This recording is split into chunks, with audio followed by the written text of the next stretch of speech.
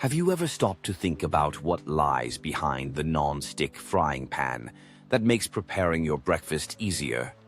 Or that microwave popcorn bag that turns simple corn into a crunchy snack in just a few minutes? If the answer is yes, you may have heard of Teflon. But if the answer is no, get ready.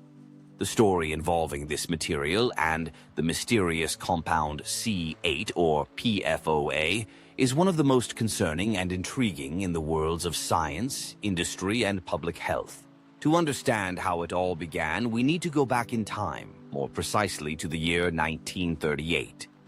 At that time, a chemist named Roy Plunkett, working for the giant DuPont, was experimenting with refrigerant gases when, by chance, he ended up synthesizing a white and extremely slippery substance, polytetrafluoroethylene, or PTFE. Thus was born Teflon, a material that didn't stick, didn't react with almost anything, and resisted very high temperatures as well as corrosion from acids and bases. In a short time, Teflon conquered the industry and entered our homes. Non-stick frying pans, wire coatings, clothing, industrial equipment, and even astronaut suits began to feature this marvel of modern chemistry. But there was an important detail in the production of Teflon that no one saw. To manufacture this miraculous material, a compound called perfluorooctanoic acid was used, better known as PFOA or simply C8. This compound was essential to give Teflon its unique properties, but it also hid a dark and dangerous side. For decades, PFOA was released into the environment without any strict control. DuPont, among other companies, dumped tons of this material into rivers, soil, and even the air, mainly near the factory in Parkersburg, West Virginia, in the United States. For a long time, no one seemed to care.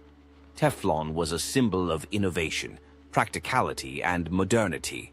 It was only in the 2000s that the problem began to make headlines and scare the population. In Parkersburg, residents started reporting mysterious illnesses and severe symptoms. Cancer cases increased. Children were born with malformations. Thyroid and liver problems became common, and panic spread when blood tests showed that practically all the residents of the region had elevated levels of C8 in their bodies. What came to light afterward was even more shocking. Internal documents from DuPont showed that the company had known about the risks associated with PFOA since at least the 1960s. Even so, it continued to dispose of the product into the environment and withheld essential information from the public, authorities, and even its own employees. Meanwhile, an apparently harmless item was invading homes around the world: microwave popcorn. Convenient, tasty, and quick, it seemed like the perfect snack. But there was a secret hidden inside the bag. The paper was coated with PFAS compounds, including C8 to prevent the grease from leaking. However, when heated, this coating released small amounts of chemicals into the popcorn, which of course ended up going straight into the body of whoever consumed it.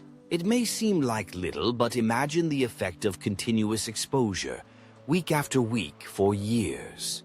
C8 and other PFAS are called forever chemicals because they do not easily degrade in the environment or in the human body. They remain circulating, accumulate in tissues, and worse, take decades to be eliminated, when that is even possible. In the face of the scandal, an independent group of scientists, known as the C8 Science Panel, was tasked with studying the effects of the compound on humans. After years of research, the conclusions were alarming. C8 is directly associated with kidney and testicular cancer, thyroid diseases, ulcerative colitis, hypercholesterolemia, or high cholesterol, as well as fertility problems and potential risks for pregnant women and babies. We are not talking about assumptions, but robust scientific evidence confirming that exposure to these compounds is a serious health risk. But the problem is not limited to a small American town. Recent studies have shown that more than 99% of the tested global population has traces of PFAS, including C8, in their blood. This includes people in urban, rural, and even remote areas of the planet, such as the Arctic. The contamination cycle is complex. The substance enters the food chain, spreads through water, air, soil, and reaches us, human beings. And what was done in the face of such a threat? After public pressure, billion-dollar lawsuits, and an avalanche of complaints, DuPont and other companies committed in 2006 to gradually eliminate C8 from production, reaching total withdrawal in 2015 in the United States. However, the story does not end there. To replace C8, the industry began using other PFAS compounds, structurally similar and still little studied regarding their long-term impacts.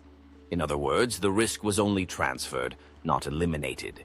In Brazil, as in many other countries, the regulation of these compounds is still insufficient.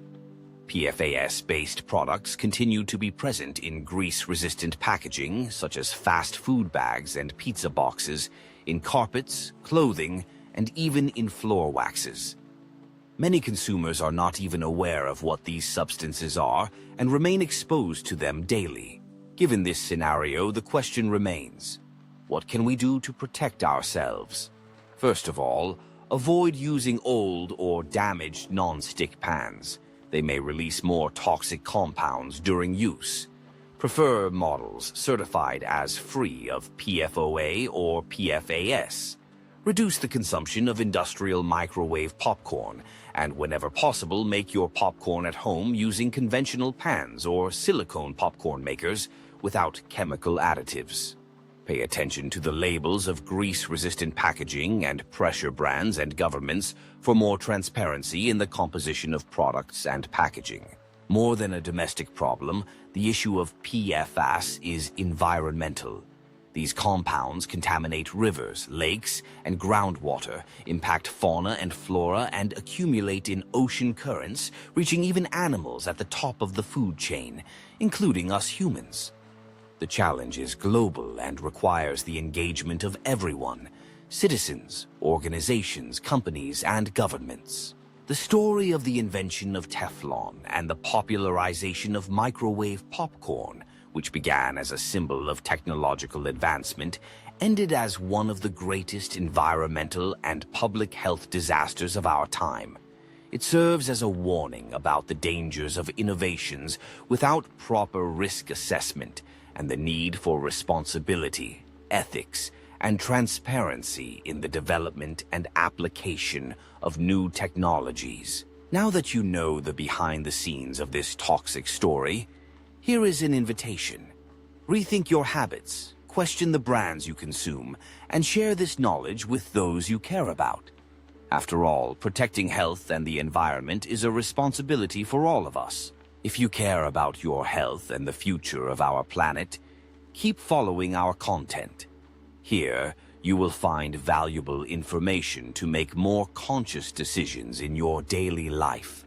Share this knowledge with friends and family, because together we can push for change and demand more responsibility from companies. Be sure to support our work to receive updates and important tips on sustainability and quality of life.